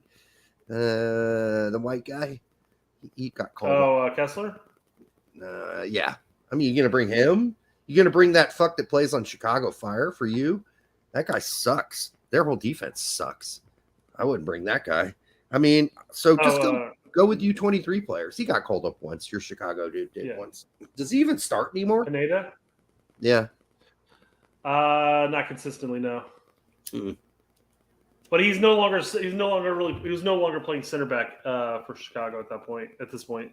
He's playing more of a six. I think he does like dual six with I'm spacing his name right now. Oh well, fuck it. Yeah, fuck it. So I don't know if you're going to bring overage MLS players, bring ones that are awesome or good, or I don't know, ones. Well, like I said, they could use one of their overage players on an actual an aged MLS goalkeeper. Yeah, as an option. Yeah. But I don't know. I've always kind of been a proponent of not including overage players for the Olympics and just giving the exposure to the U23s who probably need to maybe want to take a step out in the international limelight. I mean, it's so funny. All of our really good U23s are going to be tired if there is a Copa America. Yeah, well, if we do go to Copa, then there's no way in hell that any of our major U23s are going to get released for the Olympics. And let's just be clear here. It's not because we hate the Olympics. Is it also around the same time frame? I mean, Copa's got to be in the summer, right? Yeah, but I don't think they're in the same window. So, but maybe like in July and then in August or whatever, something like that. We don't hate the Olympics. We're just trying to express to you that as far as soccer goes, big clubs don't fucking care about the Olympics. FIFA doesn't care about the Olympics. Can't make money. So I'm not, we got to be. Olympic Federation's going, why the fuck would we have FIFA's hands in our pot? We already make billions and billions of dollars. Yeah. Tax free. Yep. They basically told the Olympics, get your filthy hands out of our cookie jar. That's our cookie jar, not yours. Derek, why are you worried about what the English media might say about our boys? Criticism builds character. I'm not sure. Finish reading. He goes into it's about Leeds. Finish reading. How about supporting our boys that are challenging themselves in the Prem instead of complaining there's too many Americans on one team? Come on, bro. Stop hating. I'm not hating. That's not what we say. I'm not going to complain about any amount of Americans on Leeds. Fill the whole fucking team up. Have 11 of them for all I care about. What I'm caring about is the fact that the more you load on the American players, the less time Jesse Marsh gets to fuck up. If he fills the team with Americans, he gets 4 games of a bad streak. If he doesn't and he stops here, he gets about 6 or 7, maybe, of bad games in a row before he's yanked and fired. Yeah, I mean, you got to take into consideration not just the media. We don't necessarily care. The media's already downplaying, I don't fucking pulling care in the Ted Lasso and stuff like that, all that shit. More worried about the supporters than the media. Thank you. Yes, it's the supporters, the ones that are going to be most vocal about the media. club. And if Marsh brings in 3, 4, 5 American players, and all of a sudden they're losing the beginning of the season, people are going to jump immediately onto the fire Marsh. Exactly. And I don't know what people are watching on our show. For anyone to type this sentence, just plain and simple, our whole point went right over their heads. Just straight over their heads. Because we weren't complaining. Okay? We weren't worried about the English media necessarily. We were worried about Jesse Marsh. Okay? And how that's going to reflect on him with the supporters. So how about supporting our boys? Nobody supports our boys in the Prem more than we do. Okay? Wake up, dude. Not even their parents. Jesus Christ. I have jerked off Josh Sargent more than anybody you know. All right? I fly over there at least once a week. Instead of complaining there's too many Americans on one team. Again, if you can type those words, then you weren't paying attention. We never complained about having too many. We would like to have all team be American. Now, if we could. Markov is he's a regular. Good listener, regular. That's why I'm surprised by this. I'm surprised. Because he's telling us to stop hating. We're not hating either. We're not hating. Come on, Markov. We're not hating. Man, Markov. Disappointed. God damn it. So Copa is from June to July, and then Olympics July through August. Yeah, that's way. They're not gonna get that is jammed together. Yeah. By the way, Markov, basically, we do love you. I know I'm busting your balls, but I am saying that's not what we said. Yeah, so we're not worried about the looks or what mean things might be on the news articles or anything like that. We're worried about Jesse Marsh getting axed early. That's basically it. Yeah, we want him to get more time to have a bad streak because it could happen. Those things happen, especially when you sign a bunch of new players. They're coming on. Fans are impatient.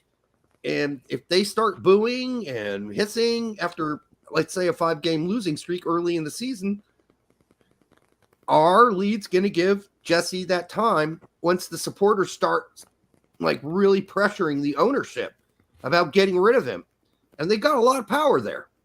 And no owner wants fans that are so pissed off they're going to stop coming to games or heckling the players. So, again, it's only 2 players right now, so that's not a big deal. But Jesse does have to know what the balance is with the supporters. With the idea in mind, there might be some rough patches in the season. That's all we're saying. Now, who knows? Maybe he does super well and they bring in another American next summer. And he'll get a little more leeway at that point. But yes. After the rocky end, and not saying that was his fault by any means, it wasn't. But the rocky end of last season, the removal of a fan favorite coach, and then all of a sudden you get a surge of American players brought to your club. I mean, the fans, some fans are already up at the point of rioting, but you're push more and more people to that side if you do that. If you're Fulham, you can do this. You have a manager who is not American, right? So you can have Bocanegra, Casey Keller, Clint Dempsey, Mark McBride, and Johnson all on your team. Huh? Brian McBride. You said Mark. Really? You said Mark McBride. Okay. So you can have all those players on your team, all 5 of them, and it's not a big deal because you're not an American manager. So the pressure isn't on you. It might be on you for picking the wrong players to sign, but it's not all on you in general because it's not going to be about the American thing. Because if the manager was American and he just signed 5 American players, people in Leeds are going to start going, what the fuck's going on with this guy? Like, what are we going to turn into, an all-American team? And if you don't think English people are sensitive about that, then you don't know English people, because they are. Sure, I'll come right back to this question. Tom says Leeds realistically could win 4 of the first 5 I agree, games. Tom. I agree. 4 wins, 1 draw is what he's predicting. No, I agree. They could. I said it earlier. Their scheduled this season it's an easier start than it has been in the past. And so I think there was a good chance they could. But imagine if they don't do that, they come out 1-4. Yeah, Jesse's already in trouble because he should have done well in that window, but he's got all these new players. They're not 100% all, blending together and working together the right way. I mean, you guys know how this happens. Everton should not be fighting relegation. And yet that's what they did for the last half of the season last year. But the players on that team should never been even close to relegation. But it happens in the Premier League. The weirdest teams sometimes pop out. And, it happened. In this case, it wouldn't be weird at all because that's where they were last time. Farrell among us. Any news on Gio, other than trash rumors, seems worryingly quiet. So the good news is he's back training with Dortmund. Yeah, I think there's actually video of him running around, doing warm-ups and stuff. Quiet is good. Promising. Quiet is good. Yeah. He's back to training. The whole Rangers thing was a total wanker. That was a wank thing. Do not believe that. That was never true. I'm almost thinking that was a misplaced April Fool's joke of him going to Rangers. A little early. Yeah, that's not going to happen. So, for real, who do you think of the guys from U20 team will actually be national team players who can be the next breakout star, like McKennie or Pulisic? Well, just from the performances that we saw the U20s, I would, if we have to pick somebody, I'm saying Paxton.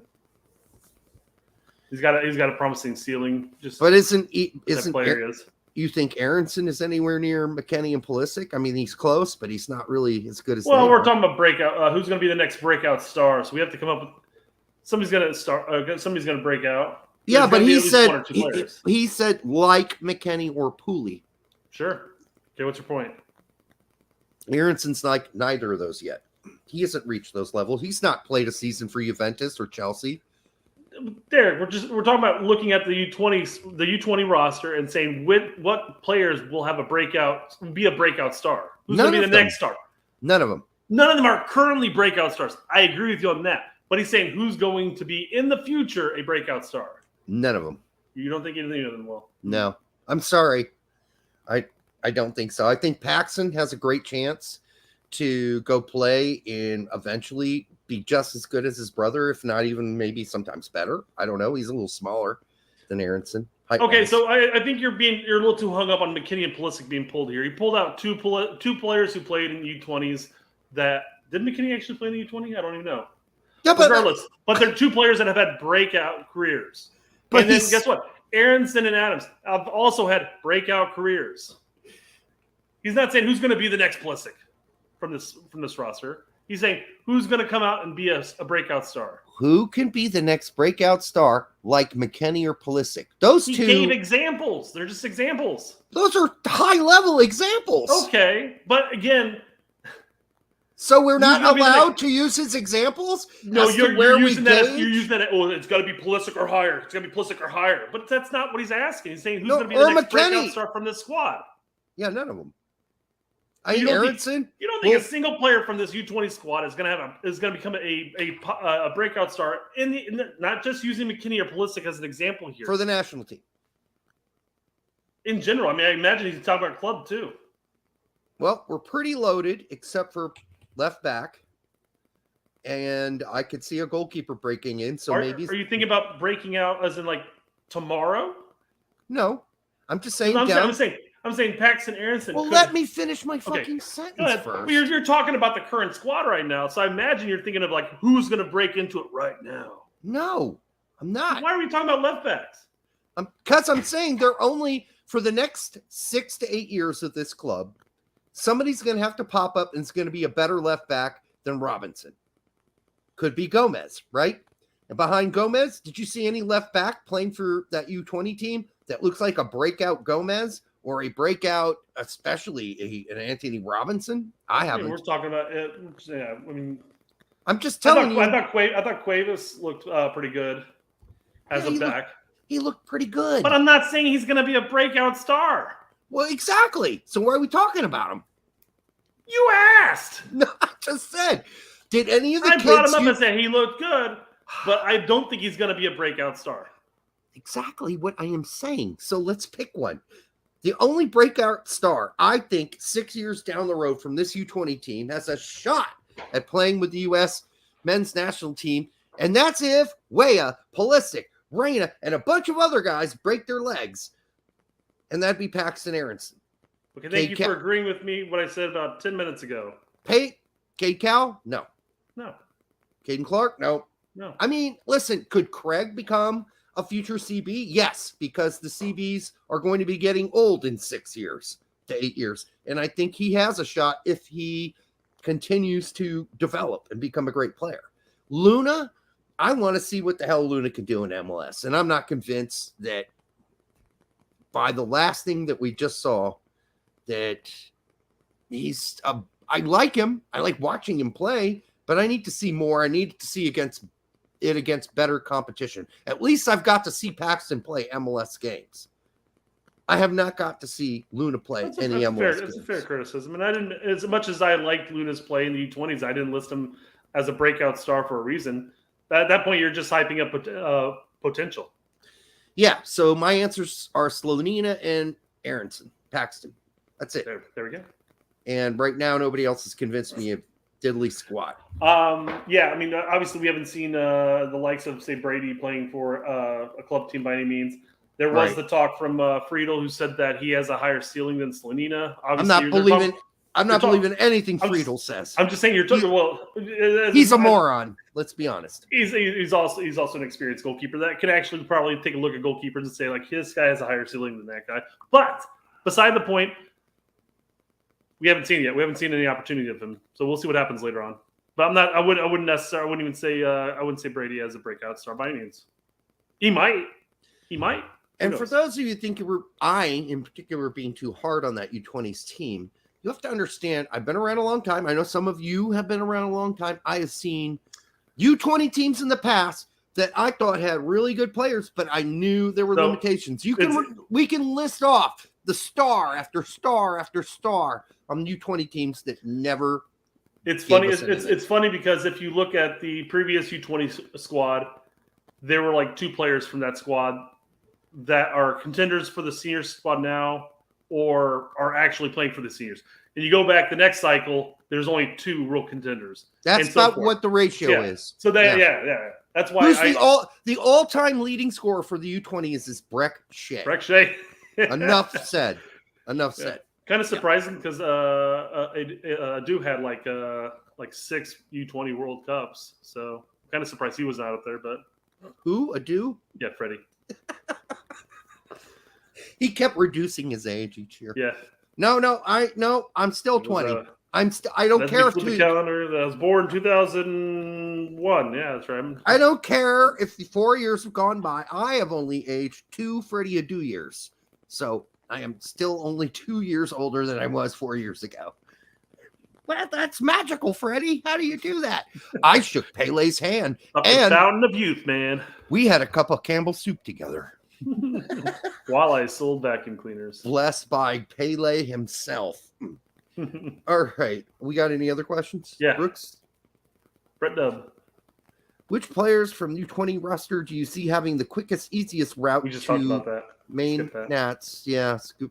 Also, Odasawi playing center back this preseason and impressive. I'm sure he's finally given in. Berhalter's going, Oh I my fucking told you God. so. I fucking told you so. That's so hilarious. So everybody knows that Berhalter asked Odasawi in practice to play center back, and he refused to do it.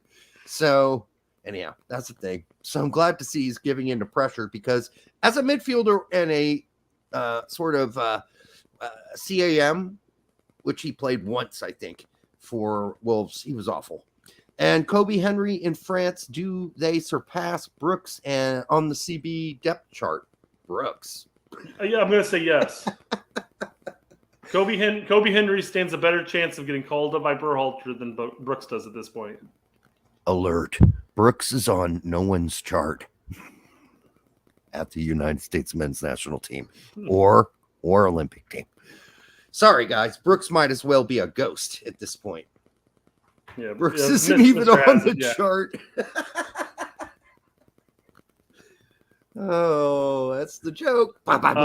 Jackie D has come out and stated that Adu is second to Shea.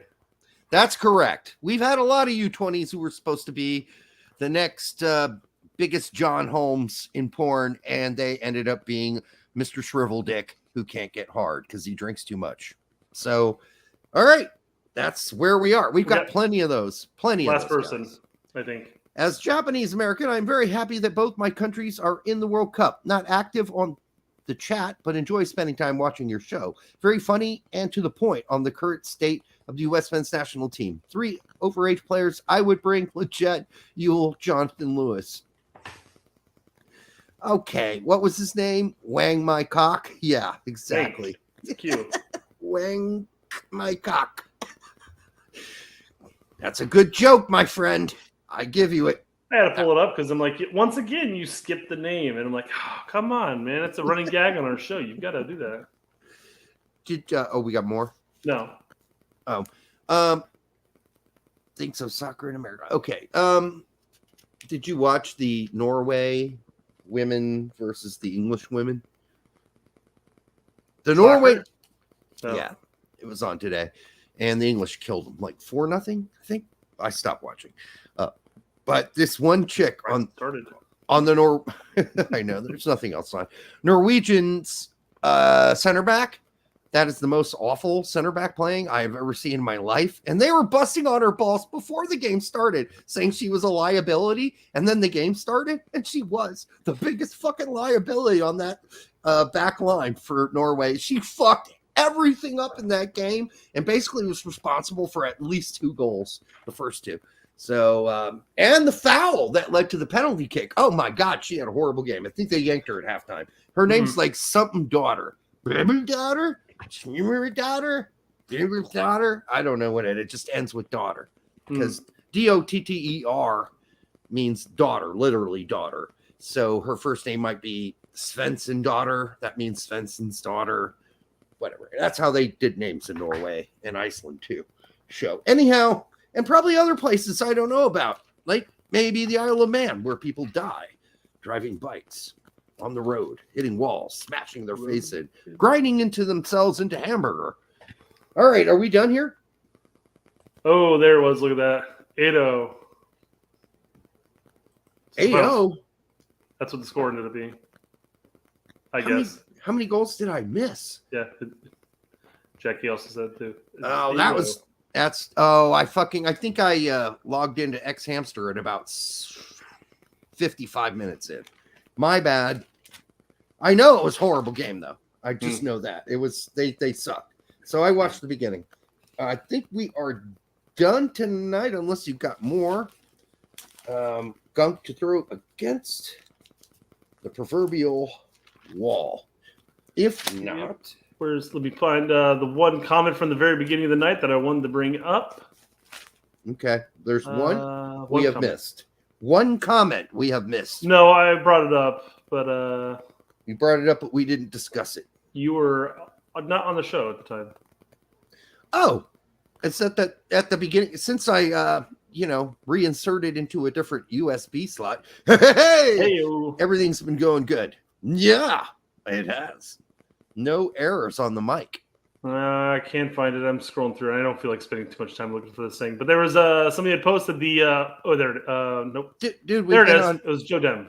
I brought it up while you were gone. Over under 2-hour episode. Right now we're sitting at the under, guys. Who had it under? We're gonna have to go because we were playing on an hour and 20, not an hour and 50. Yeah. All right. Until the next time, on the Straight Red Card, make sure you like it, subscribe, and share it with your grandma. Smoke some of that, and wear some of those.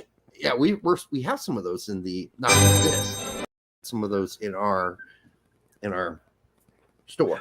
Yeah. Over here. There we are. Over. Blah, blah, blah. Anyhow, I don't know what you're laughing at, Brett. Except Oh, for did my you not see it pop up? what? I accidentally clicked on the products. Oh, did you? It goes dun, dun, dun, dun, dun. Even Filippo has one of our. He didn't buy it. I sent it to him free. One of our shirts. So come on, people. Let's get on board. Let's wear these shirts to games. I want to see them. If you can get a clip of yourself wearing it on any soccer TV broadcast, U.S. men's national team, we'll give you another product for free. We'll buy it for you. All right. We love you. Thank you for sticking around. Sorry this show wasn't as rowdy as usual, but there wasn't much to argue about tonight, was there? I mean, when we did, but Just the breakout stars. see, even Brett and I disagree with each other sometimes. All right. We'll see you soon, guys. Smoke it up.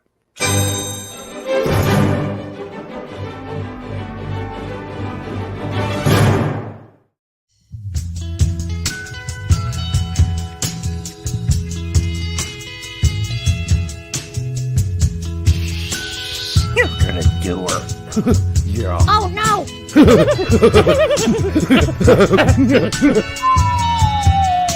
Matt, what the hell was that? Wasn't me.